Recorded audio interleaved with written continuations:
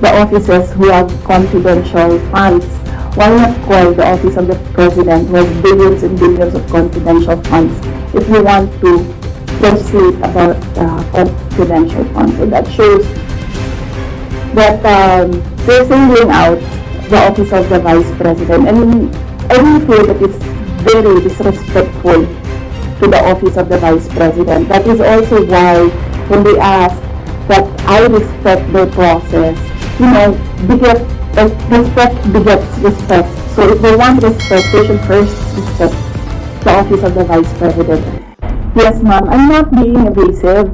If you are referring to the budget hearing and the hearings in the House of Representatives, I'm not being evasive. I am not answering the questions because they have no authority to ask confidential questions. I am answering questions about the use of the money in the Commission on Audit, and you ask the Commission on Audit if there was anything at all that they can say or see that we are not cooperative with the audit. So it is wrong to say that I am evasive. I am definitely not answering questions about the use of the fund, about confidential funds, because it pertains to national security and the lives of the people involved in intelligence operations. And yes, as I said, we have fully cooperated with the audit process of the Commission on Audit, who has the sole jurisdiction to ask questions about the use of confidential funds. In fact, 2 quarters of the Department of Education are already cleared by the Commission on Audit, but it is still being questioned inside the committee in the House of Representatives. So that is the reason why I am not answering questions from the House of Representatives. Plus the fact that, as I said, it is an attack. It is a political attack. If you are in aid of legislation and want to legislate about confidential funds, you do not target one office and terrorize and torment the employees of that office. What you do is you do a sampling, a random sampling of the offices who have confidential funds. Why not call the office of the president who has billions and billions of confidential funds if you want to legislate about confidential funds? So that shows that they're singling out the office of the vice president. And I really feel that it's very disrespectful to the office of the vice president. That is also why when they ask that I respect their process, respect begets respect. So if they want respect, they should first respect the office of the vice president. That is what I was saying, that they don't like me, they don't like my person, they don't like Sara Duterte, but they have to respect the office of the vice president. So if they want to investigate confidential funds, they don't single out one office. I understand, ma'am. VP, just a follow-up. Was it yesterday or the other day, the House also alleges that over 400 names na nag-sign on acknowledgement receipts, again, on the issue of the confidential funds, wala daw pong records at the BSA. Ma'am, you can offer an explanation because we know that this is a legal proceeding, pero pinag-uusapan po siya ngayon, ma'am, sa bahay ng bawat Pilipino. Kaya explanation if this is above board or bakit wala silang birth certificate, ma'am? No, I will not explain.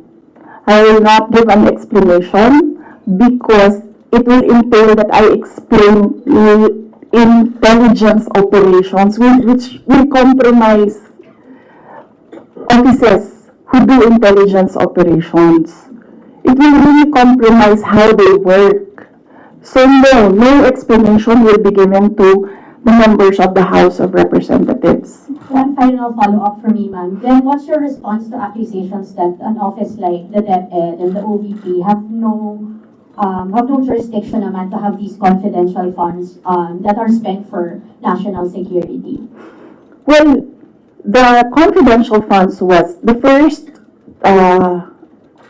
transfer of confidential funds was from the office, from the continuing funds to the office of the Vice President, and this was approved by the office of the President. The next year confidential funds was 2023. We submitted it to the Department of Budget and Management. It was approved by the Department of Budget and Management, and therefore it implies it was approved by the Office of the President because it was included in the National Expenditure Program, the NEP. So, and then it was approved by Congress as well. The only reason why we did not use the confidential funds in the fourth quarter for both offices because I was already flagged by a friend inside the House of Representatives that they will attack you using confidential funds. So yes, it was duly approved by the Office of the President and both houses of Congress as well as because it was included in the General Appropriations Act. So it was not, we presented it, we defended it, they approved it. We used it, and then the question on utilization is under the Commission on Audit. That is how the system works. They cannot use or they cannot twist the system according to their personal interests. Really, all these circumstances and events happening surrounding the office of the Vice President is a race to the presidential election in 2028. Unfortunately, they are attacking the office as well. So, dyan ako medyo, and the personnel of the office of the Vice President. So, dyan ako medyo pumapalag. Wala namang problema kung atakihin ninyo ako. Kasi, politiko naman talaga ako. Pero may problema ako pag inatake yung opisina at yung mga kasamahan ko dito sa opisina ng Pangalawang Pangulo na nagtatrabaho lang. Next question, part of you. Al Jazeera. Yeah, good afternoon, Madam. Good afternoon, Madam Vice President. I'm just going to pick up on Mara's line of questioning. You said, and I understand your explanation about these confidential funds haven't been approved by several layers in the government. But maybe just to go back to the basics, if you can explain to ordinary Filipinos why the Office of the Vice President needs confidential and intelligence funds. Okay, yes. For the Office of the Vice President, it's not the first time that the office was granted confidential funds. During the time of Vice President Binay, the office was already given confidential funds. The confidential funds we use in relation to our work and national security. All the projects and the programs of the Office of the Vice President target poverty alleviation. There is a direct correlation between poverty and national security. So, what we do is we want to target the areas where we put our projects so that we achieve peace and order, security. So we don't want our projects put in areas where it is not needed for poverty alleviation.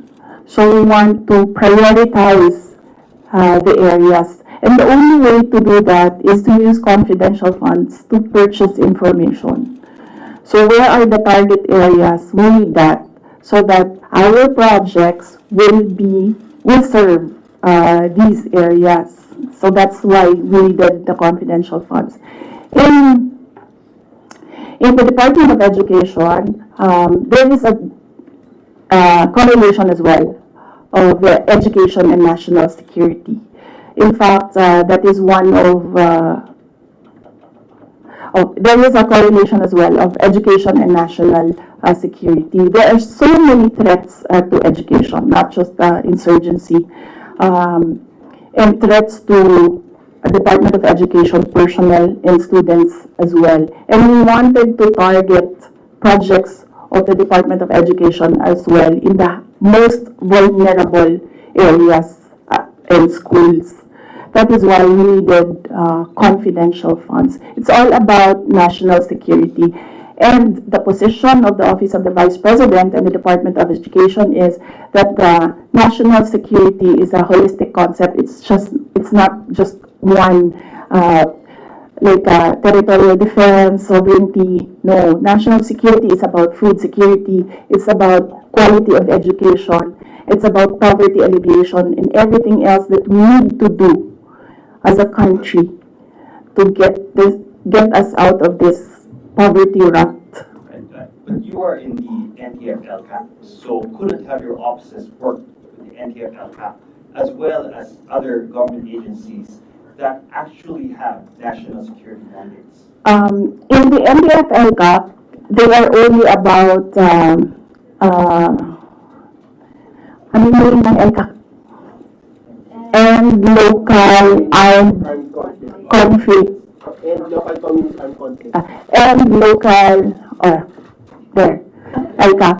So that is very specific to that local conflict and communism. So as I said, the projects and the programs of OVP target poverty alleviation, and there's so many factors affecting poverty. And there are so many threats to education, not just insurgency. But there are also other government agencies with national security mandates that you can work with, your offices can work with. Yes, that is true, but we work far faster if we are allowed to purchase information and target our projects immediately on the certain school or certain barangay or certain municipality. We move faster if we can target our projects. Okay. Going back to the confidential funds, that was also about confidential funds, but the names that are being verified by the Philippine Statistics Authority, I know you said that you can't explain because they're confidential in nature, but maybe just a yes or no, because other names have cropped up. Aside from Mary Grace Piatos, we have Shippy McDonald, Fernando Tempora, Carlos Oishi, Raymunda Nova.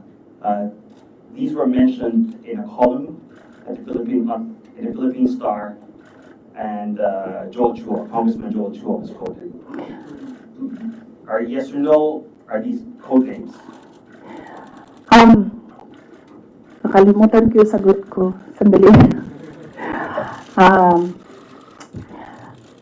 I cannot explain confidential funds because it will entail explaining intelligence operations. And there is a law that prohibits officials who gathered information because of their office to divulge it in public. So it's the Anti-Graft and Corrupt Practices Act. There is a specific provision of law. You cannot divulge confidential information that you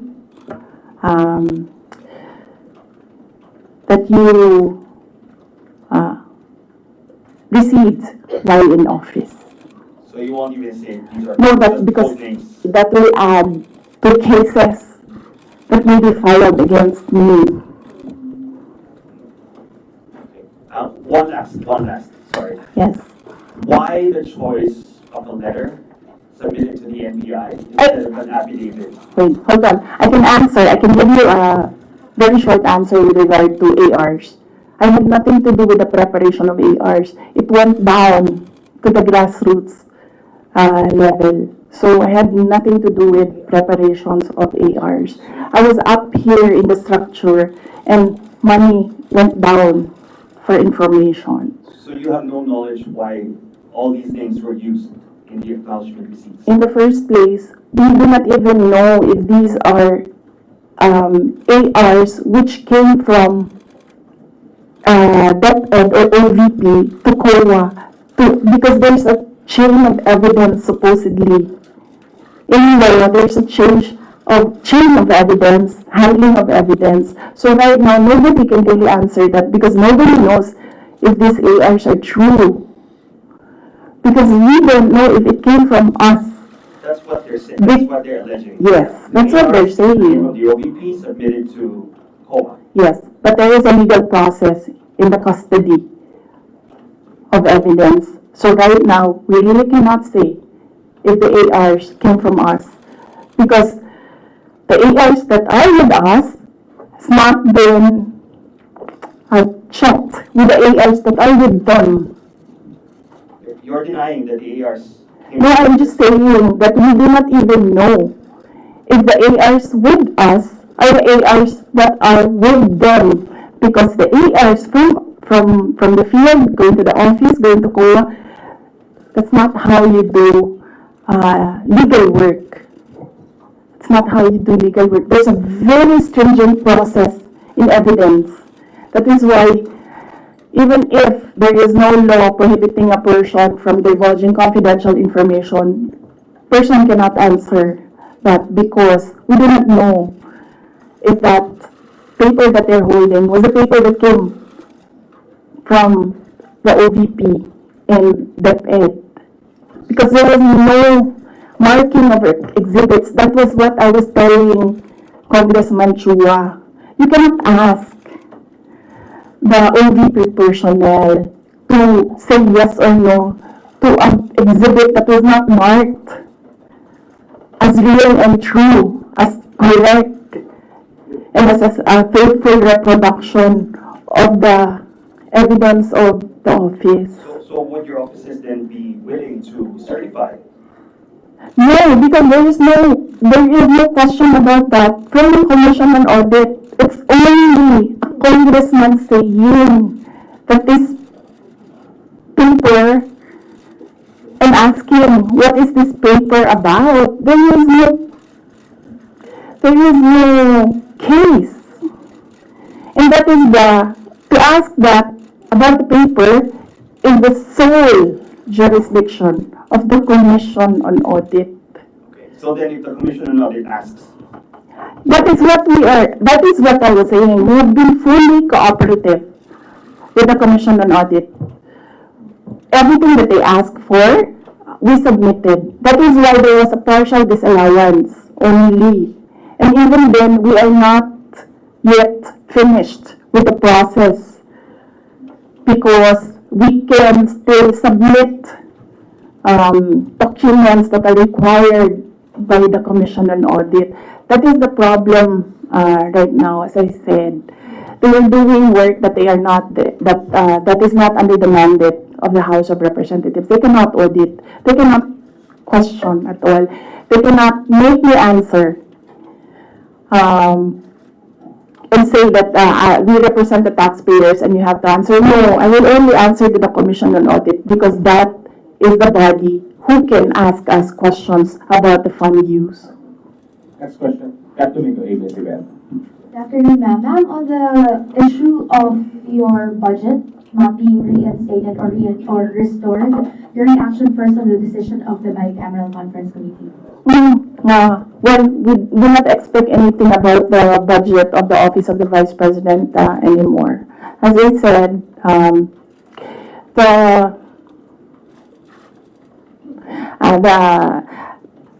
before I was saying that I am not the problem. I've been saying that I am not the problem. The problem of the Philippines is kahirapan, kagutuman, corruption, and all the other peace and order issues. But it is clear right now that they consider me as the problem already. So I will not help them solve the problem. Ma'am, a follow-up question. It's nearly January already. Your office will be filing a new budget request for 2026. How much do you intend to ask from Congress for 2026? we've not discussed that.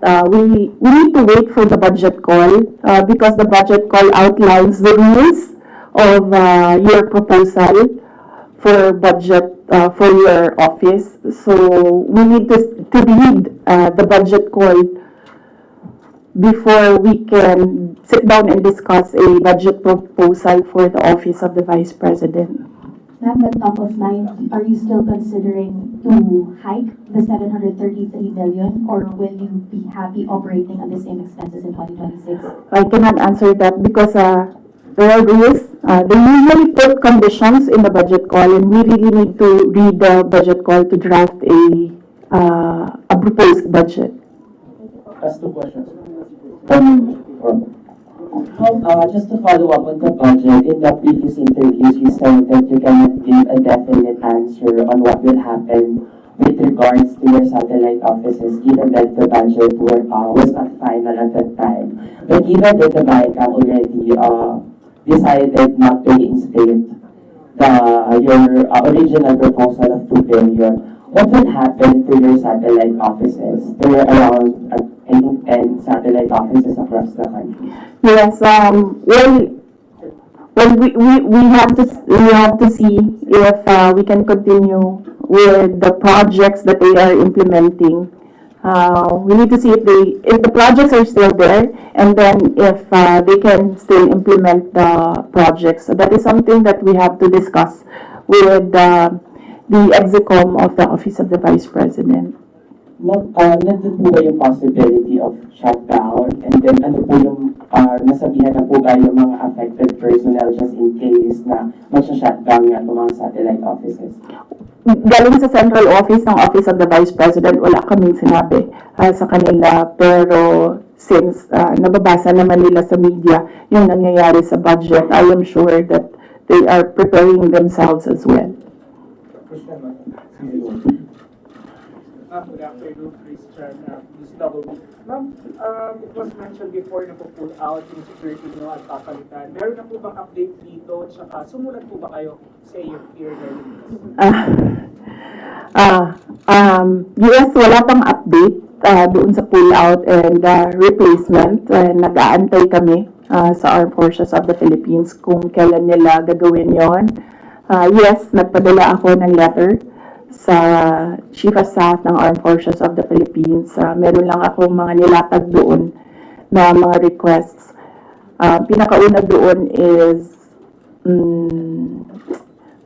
hindi na kami tatanggap, hindi na ako tatanggap ng replacements. So kung magtanggal sila, hindi na nila i-replace. Iwan na lang nila kung ano yung maiwan, and kung wala mang maiwan dahil tatanggalin nila lahat, I already said that I will seek security arrangements outside of the Armed Forces of the Philippines already. Parang private na, mag-outsource na kayo. I mean, kasi normally naman, di ba, pag Vice President, may naka-designate dyan from the AFP, from the PNP. So, dahil nga, yun nga, may pull out. And so, ang plano nyo para mag-outsource na lang kayo? Yes, well, we are exploring private security services. Yes. So, my husband, ma'am. Huh? Would that be construed as a private? No, because they are professional security services. So, that's not considered as a private army. And I do not know if these individuals are allowed to bring guns. So, that makes them less of an army mob kung wala silang baril. Hindi ko alam yung sa professional security services. But that is one option that we are preparing for in case there is a pull out of the entire security detail from the Armed Forces of the Philippines. Initially, I asked my husband. And then he said that he'll make arrangements. Out of pocket, ma'am. How much are you estimating for that? Well, wala pa kaming we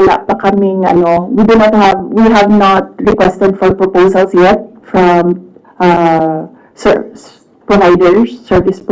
We have not requested a proposal yet. So, but I think only Filipino organizations or agencies are allowed that kind of service within the Philippines. I think, Mama, I do not know. But I know that they are Filipinos, yes. Do you also, do you feel secure No, I about don't. your children? No, ma'am. No. But,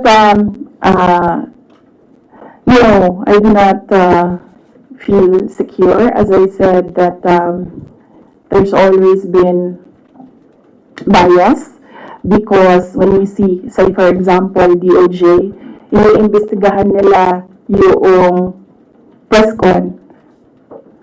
Pero hindi nila iniimbestigahan kung bakit kami umabot dun sa press con na yun. Iniimbestigahan nila ang threat ko, no? Pero they've not ever investigated threats against me, which are all documented, but we do not give them the information because we don't trust them at all. That's two questions right there for you.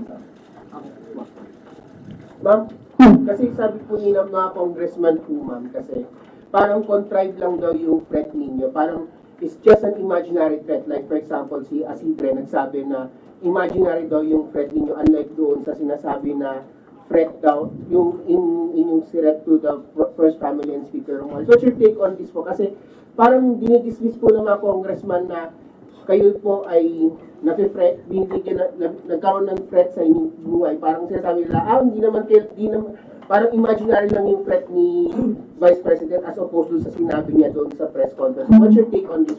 Yes, we have documents, sir. We have screen caps, we have photos, we have police blotters, we have everything on file. But I never talked about it before because I felt na it was part of my job as Vice President. You get that? Aba? So, and it does not affect my work. So, all the more that it was inconsequential for me at the time. But right now, seeing that they are